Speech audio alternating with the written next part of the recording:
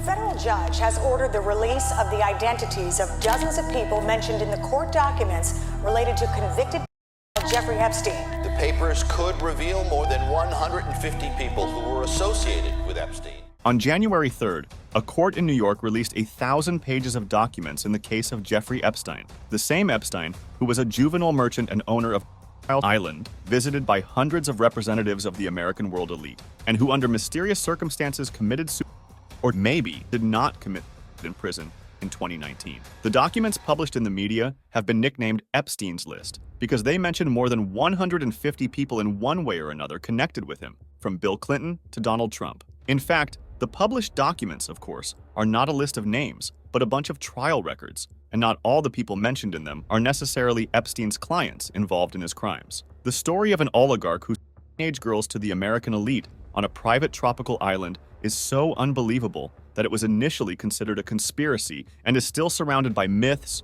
rumors, and yet crazy. But the fact is that the island actually exists. Epstein's crimes are real, and hundreds of girls and young girls have become his victims. Now let's figure out who Jeffrey Epstein is and where he came from. Epstein was born in New York City in 1953 into an ordinary family. He studied well in school and even finished it 2 years earlier than his peers, at only 16. He was good at mathematics and physics. Epstein studied mathematics at 2 different universities, but did not complete his studies at any one. At the age of 21, without a diploma of higher education, he arranged to work in a prestigious private school as a teacher of mathematics, and that's the first mystery. And his former students recall that he loved the company of high school girls, although he did not fall into any scandals then. He spent only 2 years at school, but it was there that he established the ties that changed his life. At the parents' meeting, he impressed the father of one of his students, and he introduced Epstein to Alan Greenberg, CEO of the investment bank Bear Stearns. Greenberg saw the young Jeffrey's talent and hired him. So, from a teacher, Epstein became a financier and got on the road to wealth. How Epstein got so rich is also a mystery. We understand that he worked with very rich people and had access to very large amounts of money. But where Epstein himself ended up having a fortune of hundreds of millions of dollars, to the end, it is not clear to anyone. But the key name associated with Epstein's takeoff is the billionaire Leslie Wexner. A veteran of the Forbes list, he was the 6th richest person in the United States in the 1980s. When Epstein was introduced to Wexner as a young man with a talent for finance, his business wasn't going well. He left Bear Stearns Bank for several years, and attempts to develop his own investment firm were not very successful. But Jeffrey had the talent to enchant rich people. Wexner liked it, and soon Epstein became the chief of finance of the billionaire. Epstein worked for Wexner for several decades and became a millionaire in that time. He trusted his new manager so much that in 1991 he gave him the right to conduct virtually any financial transactions on his behalf, to enter into contracts, to buy and sell property, to take loans, and so on. After becoming the trust of one of the most influential people in American business, Epstein opened doors to the highest sections of Western society. At that time, he met Ghislaine Maxwell, the daughter of media magnate Robert Maxwell, one of the richest men in Britain, and they had a strange friendship for decades. Another mystery in Epstein's biography. Who were they? Friends, lovers, shareholders? We don't know. But we know that Maxwell was a key element in Epstein's criminal empire. She introduced him to many of his most influential clients, such as Prince Andrew, the younger brother of the current king, Charles III, and she was directly involved in the recruitment of schoolgirls for Epstein. In 1922, 3 years after Epstein's death, she was sentenced to 20 years in prison for involving minors in. From Wexner, Epstein got his mansion in Manhattan worth more than $50 million, where he then lived for many more years. At the same time, he did not pay a penny for it, and it is still unclear how he managed to do so. In this mansion, for the first time, of children began. Wexner was the owner of the famous Victoria's Secret lingerie brand. Epstein used it to cover up his criminal activities. Well, it's said, young girls go to his house because they're casting for role models for a brand. But then it got too much attention, and Epstein bought his famous private island. Little St. James Island, now commonly referred to as Epstein Island or Island, is located in the Caribbean Sea, on the Virgin Islands archipelago. It is a United States territory with special status, and Epstein bought it in the year 98 for almost $8 million.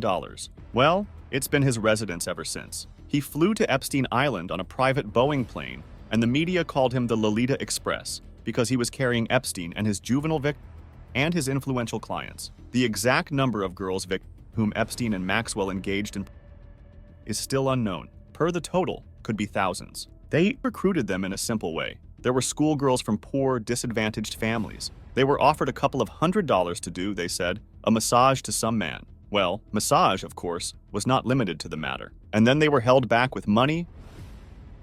The scheme worked like a financial pyramid. Girls were paid for bringing friends or forced to do so by. Often, one minor involved dozens of other teenage girls in Epstein's black business. In public, Epstein was a philanthropist. He has donated millions of dollars to charity and science. He was often in the company of scientists, including late physicist Stephen Hawking. About Hawking, after the publication of documents on the network, spread an absurd fake. Well, it's like he's been to Epstein Island as a client, and he loved watching dwarves trying to solve complex equations on a high board. Of course, that's not true. It's just a joke that some have taken seriously. But in fact, Hawking was on the island at the Epstein conference. However, no violations of the law were known on his part. Apparently, he knew nothing about the circle and just spoke to a rich audience on invitation. Who were Jeffrey Epstein's real clients? This is a question that is difficult to answer without conspiracy and speculation. Of course, Epstein didn't keep a list of people who schoolgirls on his private island. We know a lot of names of people who flew Epstein's private plane and visited his island, from actor Kevin Spacey to wizard David Copperfield. But that doesn't. At least there is no evidence of them. The most striking example of a man for whom there is evidence is the British Prince Andrew. This photograph destroyed the reputation of Prince Andrew, the second son of Elizabeth II. The prince, in the company of Epstein's accomplice Ghislaine Maxwell, hugs the young American Virginia Roberts, at the time a 17-year-old girl. Virginia grew up in a poor family and was in her early childhood. At the age of 14, she escaped from her home, lived on the street, and became a victim of human trafficking.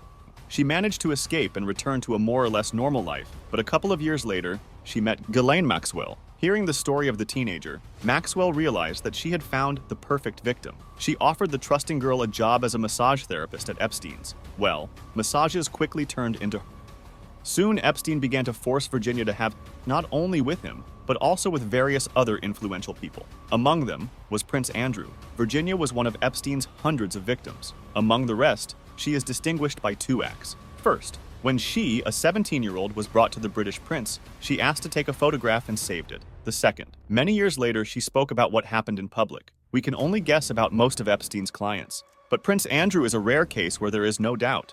After the publication of the photo and public accusation, Andrew gave an interview with the BBC, where he tried to justify himself. Well, they say, I don't remember the girl, photo in Photoshop, and Epstein was just in guests. He dug his own grave. His excuses seemed so unconvincing. The prince was prosecuted, and the British Crown suspended him from all public affairs and deprived him of his military titles. Besides Prince Andrew, Virginia named other names, for example, the famous and influential lawyer Alan Dershowitz, and she sued Ghislaine Maxwell. The same documents that were published on the 3rd of January are the minutes of the case. On charges of virginity by Virginia and Jeffrey, Roberts Maxwell is Epstein's accomplice. But the two most loud names that come up when it comes to Epstein's acquaintances are the two former U.S. presidents, Democrat Bill Clinton and Republican Donald Trump. Was Trump involved in the little sign James? Donald Trump and Jeffrey Epstein had a long friendship. Ghislaine Maxwell introduced them. Trump was friendly with her father when he was alive. Trump and Epstein have been in touch for 20 years. The internet is full of their shared photos and videos. In 2002, Trump told New York Magazine about his acquaintance with Epstein. He's a lot of fun to be with. It is even said that he likes beautiful women as much as I do, and many of them are on the younger side. Did Trump know that Epstein's younger is not 25, but 15? We don't know exactly, but we can only guess.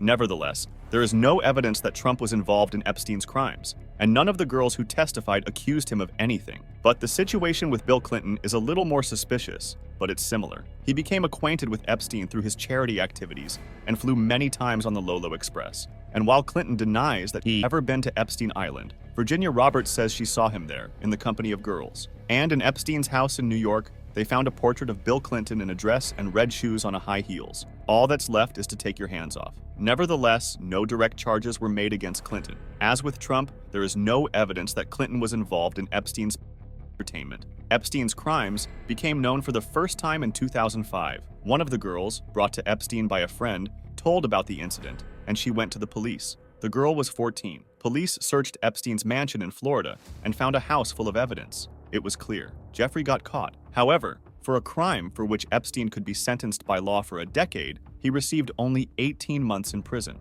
He confessed, was found guilty of only one indictment, and was released again a year and a half later. Alan Dershowitz was Epstein's lawyer in the case. Yeah, the one that Virginia Roberts would later accuse of Epstein forcing her to him when she was 17. How he managed to save Epstein from a huge prison sentence is another mystery in this story. After his imprisonment, Maxwell disappeared from Epstein's life forever.